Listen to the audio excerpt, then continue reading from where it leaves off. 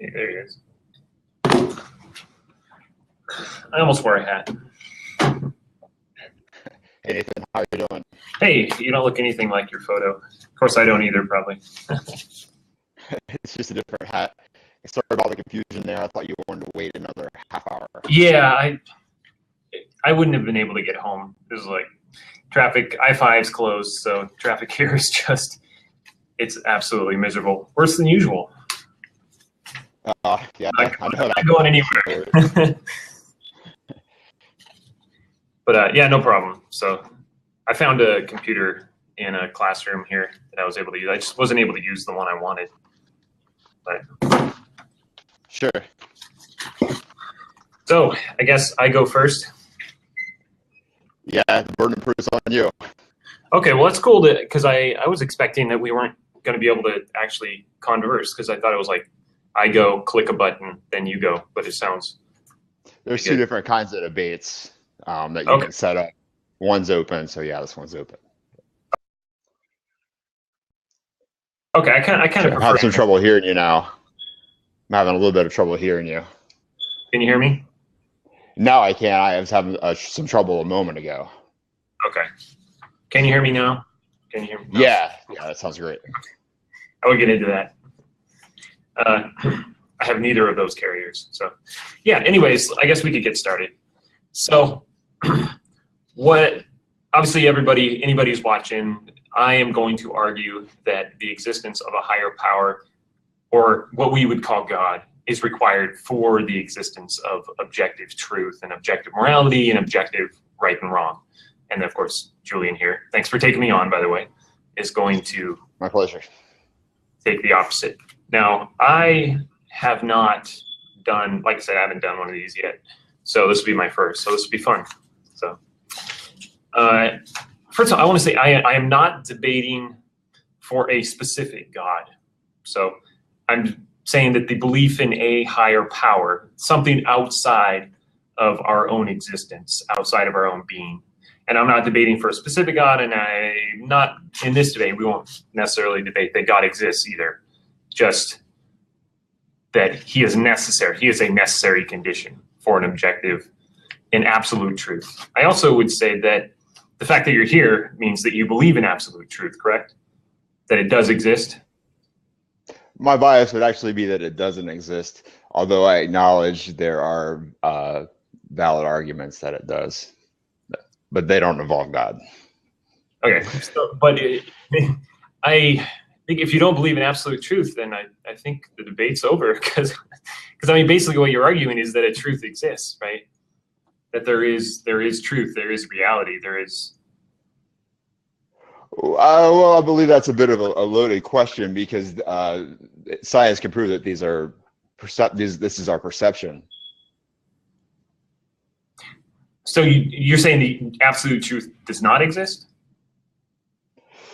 It exists in our mind, and in fact, it exists in our mind. And in fact, I'd like to go back to your previous point, if I may go ahead and interject, that that this seems to be a logical fallacy in that you're saying because if God exists, then therefore moral values exist, but you're not saying why God creates those moral values or how, better I should say, how he creates those moral values. You're leaving that out. And of course the other problem would be that who is this God? So those are kind of the two shortcomings that make this kind of a non sequitur, or kind of begging the question. So it's kind of a logical fallacy. It's an informal fallacy, this statement, to begin with. Well, I didn't say either one of those. I didn't say that if God exists. I'm saying that if there is an objective truth, an objective right and wrong, then there must be a God. And I'm not saying which God either. We're not arguing that one in this one. I have my own personal viewpoints on which God exists, but we're not arguing that. We're just saying that that's not my point. Belief in a higher power is required. Basically, it goes, if evil exists, then good exists. And if good exists, that implies moral law. Moral laws imply a transcendent moral lawgiver. It's kind of the basic equation of the whole thing. I understand, but that wasn't my point. Well, you're saying that if I mean, you could restate that I saying, what was your exact? So I'm saying that if God exists, then moral truth must exist. And I'm saying that I believe moral truth does exist, and it requires a higher power, something outside of ourselves, something above and outside of the world that we live in, the physical world. And I understand that. I think there's clearly something beyond the physical world. It's not the physical, like physicalism doesn't really make sense in and of itself either. And that's sort of part of the argument, but. Well, I mean, so I'm saying that you're begging the question here, and that this is kind of a non sequitur, because you're not saying that God creates these values. You're saying that because God exists, therefore these values exist as well. So you're not really connecting the two. You're not how do these moral values come into being? Well, yeah, they would be set forth by God, but the fact that they do exist and that objective. Right. Okay. So if I don't want to cut you off, but I just want to go back to your previous point where you said you weren't arguing for a specific God. You already said you weren't arguing for a specific God. So Yeah. I mean, what God is that? That's kind of like this. You're basically you're trying to disqualify the logical fallacy here. Well, I'm not saying which moral truths. I mean, we're not arguing which moral truths exist. I mean, I think basically everybody believes in a universal moral truth. I mean, how can you even exist and act and make statements if you didn't believe there was some kind of absolute truth? I mean, again, the fact that you're here means you do believe in truth, that there is objective, because you're arguing a point, and so you believe that you're right? I mean, you're not saying that you might be right, but in my mind, you're wrong, so I'm right? I mean, that seems to be your argument, is that I am correct because everything is subjective, and I believe that I'm correct, and I must be right in your mind. But I would still be correct then too. Well, you'd be correct in your own mind, yes. But that's and just, you would be correct in yours. But that doesn't make it true. It only makes it true. Right, because it's not logically, it's a formal fallacy to begin with, so it can only go in a direction that's a fallacy. Well, yes, I think the whole idea of subjective truth is a fallacy. The fact that absolute truth doesn't exist is a fallacy, because I'd say, well, are you absolutely sure? Right? And so you say yes. So you're saying that is an absolute truth, that absolute truth does not exist, therefore you're self-refuting your own statement, right? Well, just because if we were to assume that these morals exist, are they absolute? We haven't discussed that yet. So you're kind of asserting something there, and there's many ways to look at something. That's another. That's where this informal fallacy goes. Is it become a black and white fallacy where you have to be on one side or the other? Yeah. So well, the whole idea is that we're, I think, sort of making the claim that they do exist. We're sort of assuming that in the argument, saying if they do exist, then there must be a God that gives them to us, something outside of ourselves. Otherwise, we just make up our own ideas. And I think everybody behaves as if there is an absolute truth and an objective morality. I mean, do you lock your doors at night because you're afraid of somebody else's subjective truth, right? So you believe there is an absolute truth, and you believe that you have certain rights and things like that. Objectively, like absolutely, I have certain rights, right? I think someone's going to lock their doors at night because they're afraid of something. They know that they're trying to stop something. It's out of fear. So we might make a decision based on the consequences. It doesn't mean that we believe it's right or wrong. People do things that they know are wrong every day because maybe they don't fear the consequence enough to think twice about it. Themselves. So again, they believe in an absolute truth. They just choose to ignore it. I mean, when you do something that you know is wrong, you are assuming an absolute truth. You're assuming that there is a right and a wrong. And if there is a right and a wrong, then they might not believe that it's wrong, but society does. Like they smoke they smoke pot or something, society thinks that's wrong, and the police think it's wrong, but they don't. That those are not really. Those are more legal questions, I guess. they're more questions of morality. I mean, it's how a sociologist would look at it who was studying this. They would say that the marijuana smoking is a deviant behavior because it's not within the cultural norms of the society. So scientifically, you're wrong. Scientifically, yes, sociologists would define the marijuana smoking as a deviant behavior. So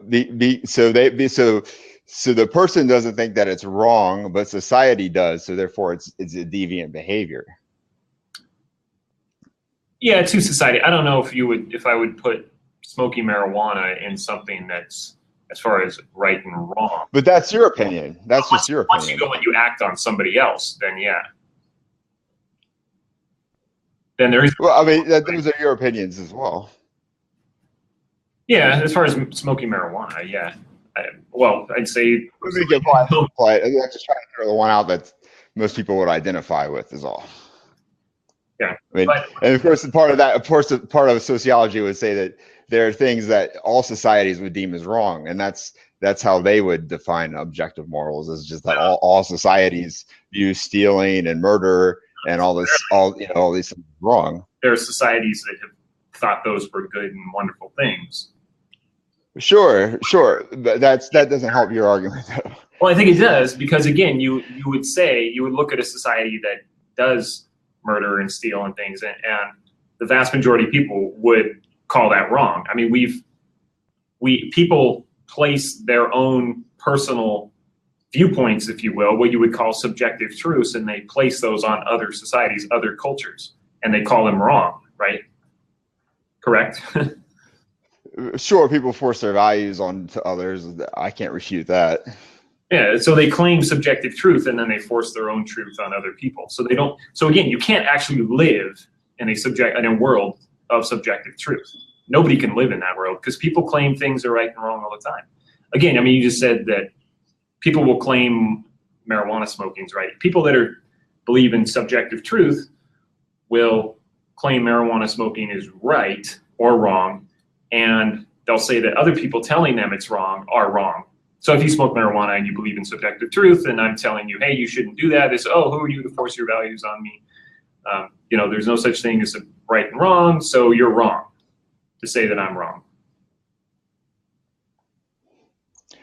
Yeah, that's what I'm getting at there.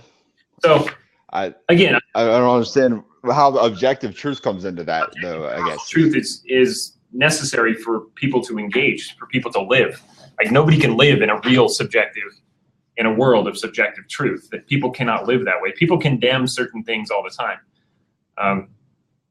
So if you're going to make any sort of statement about right or wrong, which people do all the time, and they're making absolute truth claims. Right? Every time you say something is right, or every time you make a statement, you're making a claim about absolute truth, even if you claim at the same time that it doesn't exist. So again, I think I was saying the fact that you're here means that you must believe there is a truth. And sure, but I don't understand the thing about truth. With somebody, I don't understand why you would argue with somebody if you're saying, well, you could be right.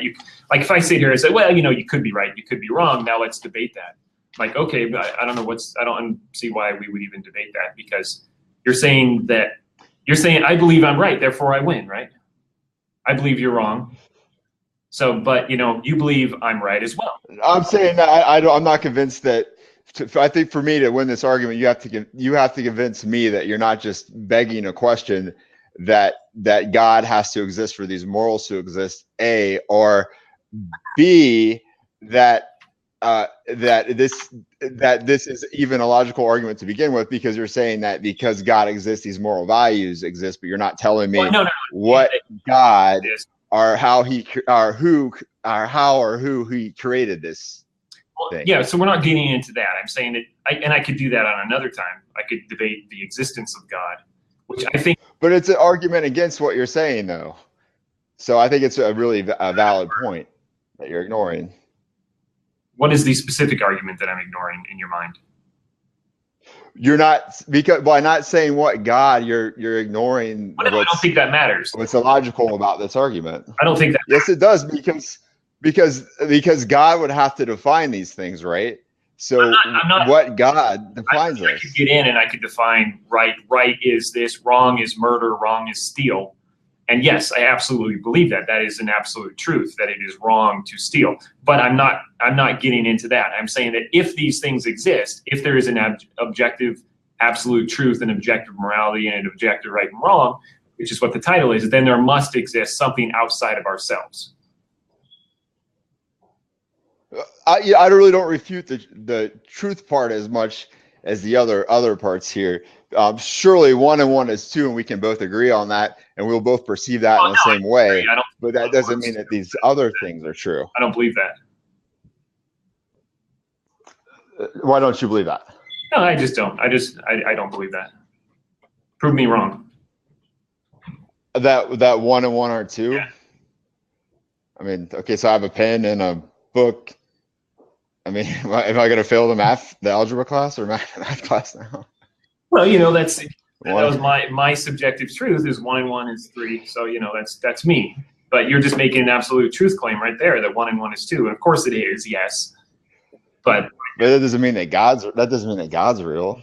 And I mean, so sociologists would say that wouldn't say that either. I'm not arguing the existence of God. I believe God exists, and I think it can be proven, or at least shown, that it is more likely than not that God does exist. And I know many people that do debate that. I have a very dear friend of mine that debates all the time, Dr. Fernandez, man I greatly respect, and he does a lot of those debates, and I really admire his debates. But he, one of my favorite arguments is, can you weigh a thought? Well, I want to talk about another subject here. I'm just saying that there are things outside of the physical world, right? In our physical world, there are things that go outside of the physical world. Yeah, sure. Okay, so there must be something outside.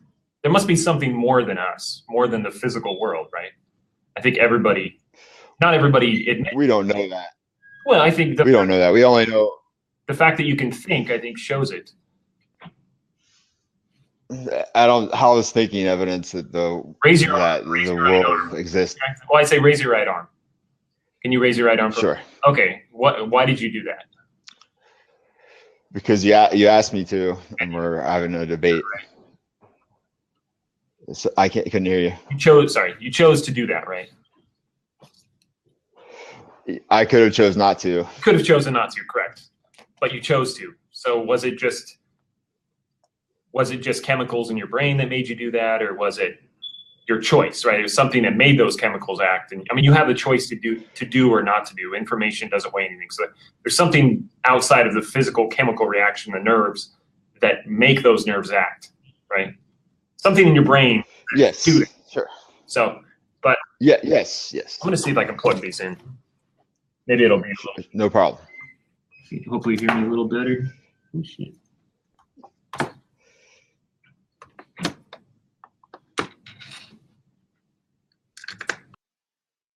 Can you hear me? Yes, I can hear you. So probably not as much of an echo. Much better. Okay, so again, back to the point. I think we all exist and live as if God exists, and we couldn't really make statements about. We couldn't condemn societies if we didn't believe there was an absolute truth. Like, how can you condemn a society if you're just going to claim subjective truth? To them, they enjoyed it, they had fun. Me, I wouldn't do it myself, but they murdered 20 million people. So communism's one, it's probably wonderful for them, but just not my choice, not my personal choice, right? Sure, that would be an argument for it. Yeah, but I think that's how everybody exists. Everybody lives inside of that, the idea that truth exists. Are you familiar with The Madman? This is, I think this is on this point. It's just a wonderful essay, The Parable of the Madman by Nietzsche, the 19th century German philosopher. I'm familiar with Nietzsche, but not, I've familiar with his work, but not that, not the Madman. You'll have to Well, elaborate. you've heard of it. You probably haven't heard the whole thing, but it's the God is dead. This is where the God is dead comes from. From the Antichrist, yes. The book is called the Antichrist. Could be. I'm not sure, but yeah, but it's the parable of Madman. I read it when I was in high school. I think it's in the Gay Science. The Gay Science. Friedrich Nietzsche, The Gay Science, 1882, 1887. Either way, it doesn't matter. But if anybody out there is familiar with it, it's written in the 19th century, the very late 1800s, and it's God is dead. And it's not saying God is dead. It's saying the idea of God is dead. We've killed the idea. We scientists. So Nietzsche was an atheist. He didn't believe in God, but he fought hard to kill the idea of God. Him and his friends, they were all jumping around saying, "Oh, wonderful thing." And as Dr. Fernandez says, they grabbed God, they threw him off the bridge, right? They killed him, they got rid of him, the idea of God. But what they did is they went through his pockets first. They said, "Oh, absolute truth, we need that. Right and wrong, we need that. Oh, now let's get rid of him." So that's where the Superman came from. He realized that if you kill the idea of God, then everybody does as they will, like do as thou wilt. That's the whole of the law, and you're going to have the bloodiest century of all time. And that's exactly what we got. Is the 20th century was a bloodiest century down through history. More people were murdered in the 20th century than were murdered in the entire history of the world before that. And as he said, he predicted that would happen, because he says, have you not heard of the madman who lit a lantern in the bright morning hours, ran to the marketplace and cried incessantly, "I see God, I see God." Now there he's saying that the world is so dark that you need to light a lantern in the middle of the day. It's so dim. The idea of morality and truth and right and wrong is gone. And so they go, blah, blah, blah. We've killed him, we're his murderers. Yes. But how can... Yes, but Nietzsche was a nihilist. So he basically, that's what he's known for is, is his belief that objective morality doesn't exist. That's his most famous belief. Right, and without the idea of objective morality, he says, "Who gives a sponge to wipe away the entire horizon? Away all suns, are we plunging continually backward, sideward, forward, in all directions? Is there still any up or down? Are we not straying, although through an infinite nothing? Do we not feel the breath of empty space? Has it not become colder? Is it not continually closing in on us? Do we not need light lanterns in the morning? Do we hear nothing as yet of the noise of the grave diggers who are burying God? God is dead, etc., etc. Right? How should we comfort ourselves? Murder of murderers. Must we ourselves not become gods simply to appear worthy of it? Has not a greater deed in whoever is born after us for the sake of this deed? He will belong to a higher history than all history hitherto, etc. He said, "I've come too soon," etc. But I would suggest people read through that and read an analysis of it. He's saying basically that they killed the idea of God, and because they killed the idea of God, the idea of objective absolute truth is also dead. That died with him, and that's where he came up with the Superman. We need to come up with somebody who will create an absolute truth, the will to power. We'll have some Superman, some all-powerful group of individuals who will come and take the place of God, and they will decide what is true and what is right and what is wrong. Because if man just decides for himself, then what is wrong with me reaching through the screen and grabbing you by the neck and strangling you to death? Like, I don't know. It sounds fun, right? So it's good for me. Is it good for you? Well, this is what I would say. I think you're misreading Nietzsche. I think what he's saying is much more like what Machiavelli would say there, actually, and about a kind of a will to power and a rise to power. And that is that even if I do not believe in the same objective values that you do, in fact, I'm actually, I'm Machiavelli, so I'm going to do things that are wrong. I know they're wrong, but I'm going to go ahead and do them. But I'm going to pretend that we share this. I'm going to call myself a Christian. I'm going to give the charities, and you're going to think I'm the greatest guy in the world, but I'm the worst guy in the world. Kind of like Al Capone, how he gave a lot of money to charities and stuff, but he was the most ruthless gangster at the same time, right?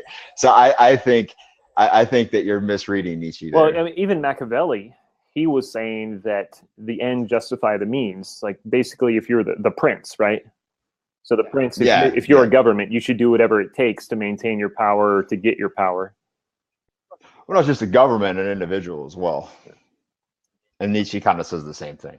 Well, again, I think Nietzsche, what he's saying is that there is no God, and so there is no objective morality. Well, he's saying you should be that person.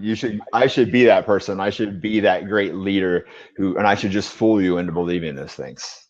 Well, I don't know if he said, I don't think he wanted to be that person, but he said that we should come up with that person, right? Or come up with them, sure.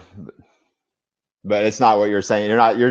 What he's saying is that is about manipulation, basically. That these things don't exist, therefore I should manipulate, and that others are going to manipulate. Like it's like, so now that we don't have religion, we have social media or whatever thing that would replace, somebody would have said television before, or the internet. Now we have the new God because we're in this postmodern era. Yeah, so I think you make a good point with social media and stuff. That would take the place of something that would create the moralities that we should live by, right? That's, I think, what Nietzsche might say, is that now we do have social media and society. But again, that just goes back to, there is no objective morality. There is just right and wrong, and Buddy believes. I think everybody out there would say, absolutely, that, and I'll bring him up, Hitler, pause for effect, was wrong, right? So I think everybody says Hitler was wrong. He was an evil man, right? Sure, but again, right. Was he an evil man? And I think most people would say, almost everybody in the world would probably say, yes, Hitler was despicably evil. Now, there were worse, but if evil implies, if there is evil, there must be good. If there is good, there must be a moral law, which I think everybody say, yeah, absolutely, there's a moral law. I say, okay, where does it come from? Does it come from within you? Everybody kind of has the same moral law. Well, that would imply it was placed in everybody by somebody, something. And I think if we have a moral law, then we need some kind of a transcendent moral law giver. Because if you have a moral law, it must come from somewhere. And if it's universal, if it's just subjective according to cultures, then yeah, you can't say that Hitler was wrong because he believed he was right, and the people that followed him believed he was right.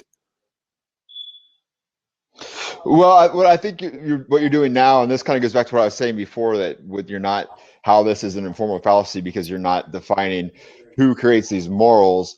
So now you're shifting this into a black and white fallacy, that therefore good, and because evil exists and because we have this example of absolute evil that everyone would rapport, that therefore good must exist. So therefore there's only good and bad.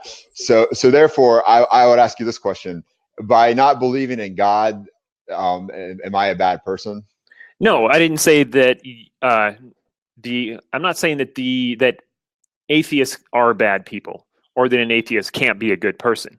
Moral law exists within the individual. It's placed there, but it had to be placed there by somebody, right? By something outside of ourselves. But that goes against your argument, though, because you haven't told me how God creates these moral values or what they are.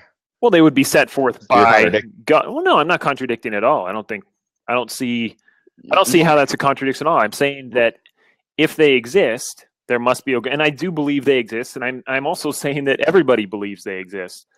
Everybody acts as if they exist. How do they create these morals? They are with. I'm sorry to cut you off there. Yeah, sorry. No, how do they create these morals? How do they create these morals, though? People or God? Who and how? I haven't heard that yet. Well, again, I believe in a specific God, but I'm not. That's a longer debate of whether God exists. But I think this is one of the arguments for God's existence, is that everybody. It's kind of who said man is a God-believing ape, or something, an ape obsessed with God. It's like, well, why? Apes don't care about God. Why is it that humans do care about God? And even those who deny his existence seem to be obsessed with the idea that he doesn't exist. I mean, you look at some of the most famous ones; they just spend their whole lives fighting him. So it's that I haven't had this discussion in 15 years, actually. You what? I just thought it'd be something. I haven't had this religion discussion, I think, in about at least 15, maybe even 20 years. I just thought it would be a break from all the highly political things that I usually talk about on here. So you don't ever think about anything outside the physical world, though? I can't say that I don't, but the thing is that when I was a teenager, these things were so interesting to me that I really just I really burnt myself out on it. Mm-hmm. Where I just, I was, and as I became interested in other things, I just moved to the back of my mind, basically. I think I would definitely understand your interest, because I think there is little of more importance. So, I'm actually an economist. I don't know. You're art, right? You do art? Yes. Yeah. Yeah. So I'm a professional artist and I work at a museum. Yeah. So you deal with subjective beauty, right? Right. Yes. I do believe that beauty is subjective and that taste is subjective as well. Yes, absolutely. So and that just comes from humans being created differently. Every human is different than another human. There's nobody who would look into your art and feel the exact same about every piece of painting, every single piece of art, right? And well, of course not, but that's actually a whole nother philosophical discussion. So just kind of getting into a side discussion about the idea of being burnt out or something. I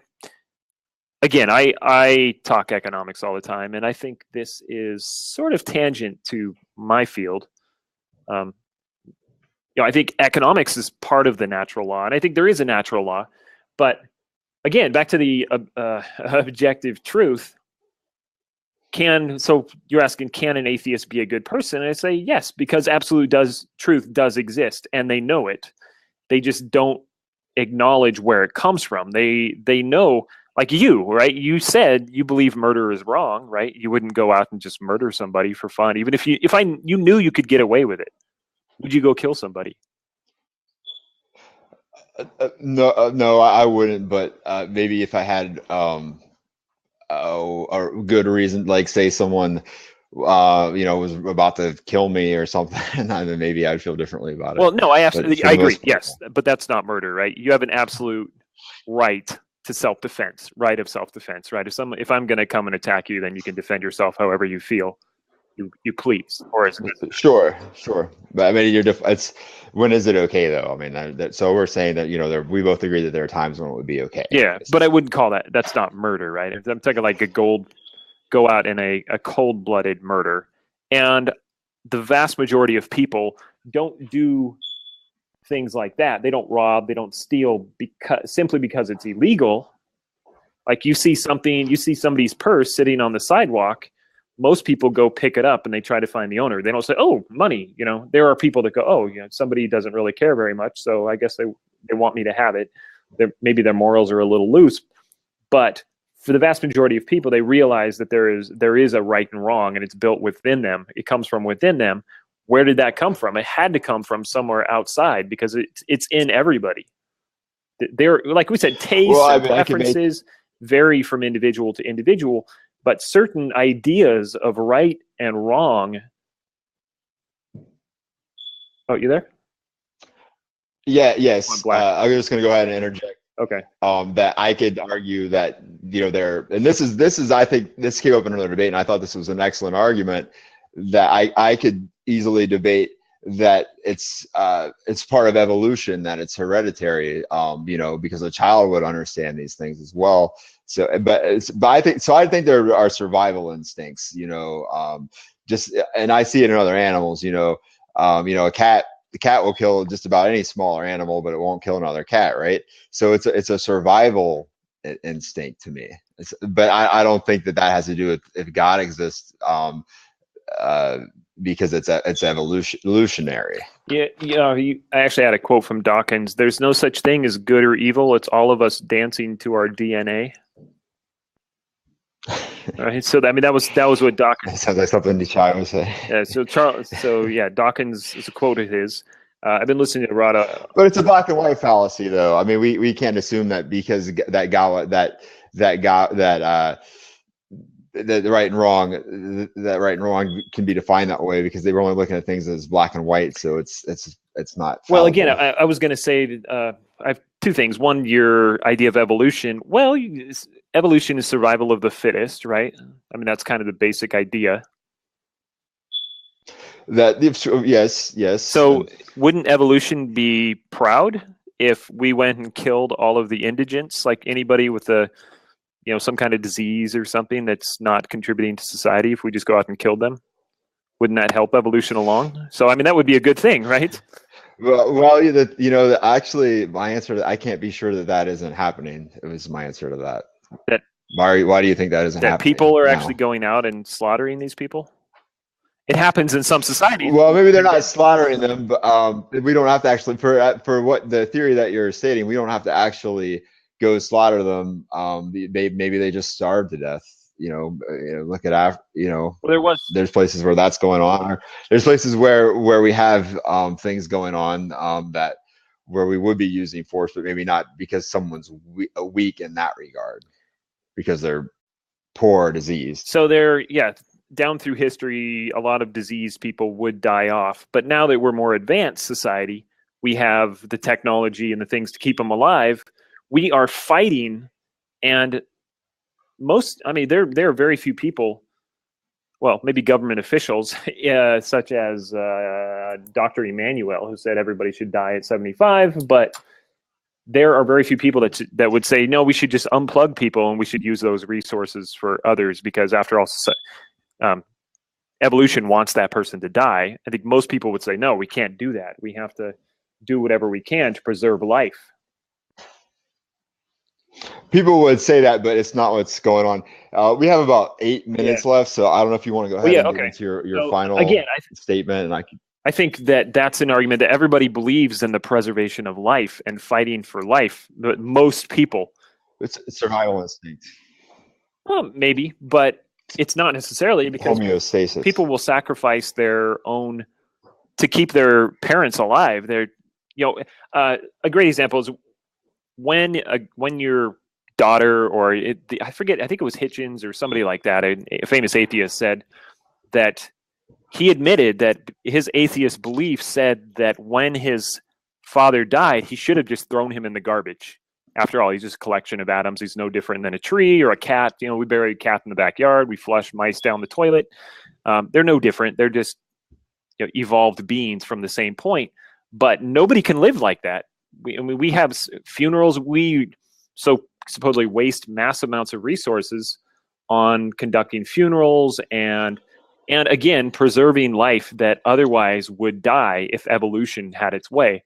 Again, we could go out and we could actually actively kill off people that evolution doesn't want to exist, or that is the less fit. The fit could take over and rule over the less fit, but I don't think anybody would be up for that.